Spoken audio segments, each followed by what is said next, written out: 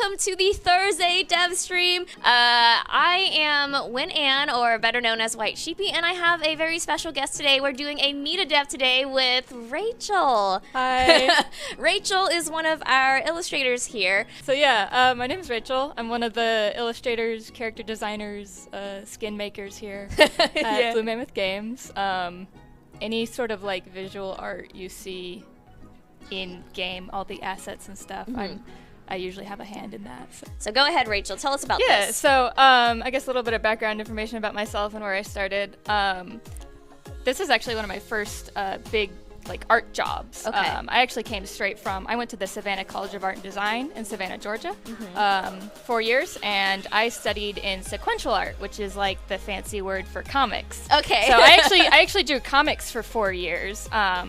And then towards the end of my senior year, I was very fortunate and lucky to be set up with a small portfolio review with Dave, our head illustrator here, cool. and he just really took a liking to my stuff. So that's kind of how I got on board here at Blue Mammoth. I don't know if there was ever a want, just because I've been drawing since literally as long as I can remember. Like one of my very first memories was me finger painting as a child. Okay. And like when I was 4 or 5, my mom gave me my very first sketchbook and my very first pencil, and I've been honestly just going ever since. So it was always like I knew this is what I was going to be doing, you know? But as for like kind of how I got to the point of what I'm doing now, there was a whole phase in high school where I actually thought I wanted to be like a special effects artist, like, you know, for movies and things like that. I was at a SCAD campus visit actually, because they have a huge just plethora of different majors.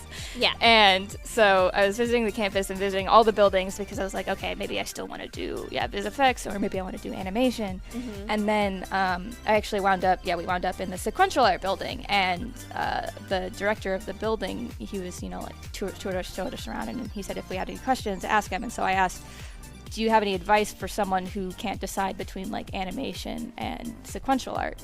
And so he said, what were his exact words? He said, animation is where you want to go if you want to see your characters move, and sequential art, or like comics, is where you do or what you do if you want to tell that character's story. And I was like, okay, that's what I want to do. Like, I want to be the person behind the character that gives them life and gives the story purpose, you know, if that makes sense. Art is one of the things that makes me happiest.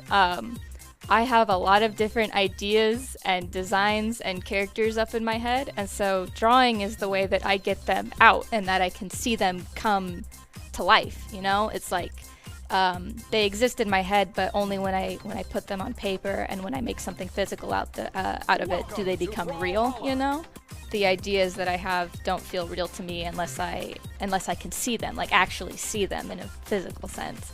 And that's, I think, why I do what I do, or like the biggest part of the reason. I have a lot of, you know, comics and stories that I want to work on eventually, and I can figure them out as thoroughly or as well thought out in my head as, you know, I possibly can. I could have the whole story written, and I do. I have whole stories written in my head, but they're not real until I make them, and people will never get to see them or read them until I make them. And so that's I think why I do what I do. I mean, yeah, this is a pretty cool place to work, you know, like I get to do so much, I get to draw so much every day, and it's just, everything is different every day. You know, I'm never working on the same thing twice. All of our characters are so drastically different from one another that like it never feels like, oh, we're doing this again. It's like constantly something new and constantly something exciting, so that's pretty cool. So I guess the way I'm reading the question is it easier to work with the whole team or decide, you know, things on your own? Okay, yeah. And that does go a little bit of both ways. You know, it's easiest to just draw something yourself and put it out there and call it done because you're like, I finished my drawing, it's done. Yeah.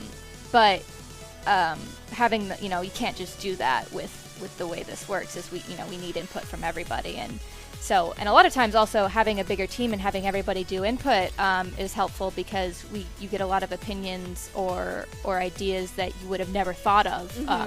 You know, even if it's not an artist giving something, you know, everyone is like a culmination of their shared experiences. And so sometimes I won't even think of, you know, some things that other people have because they're just completely different from me. And so that's you know, a really big added bonus to the way that, working that we do. But I guess on the flip side, also sometimes, having so many people, occasionally it feels like you have to please everybody, which is impossible sometimes. Not everyone is going to like everything that we do.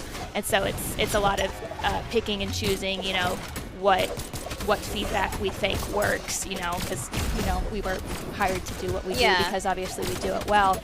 And so it's a lot of taking everything into consideration, but also taking everything with a bit of grain of salt. And I think that, works with, anything in life is, take feedback in stride with everything that you do, whether it's professionally or just like as a person.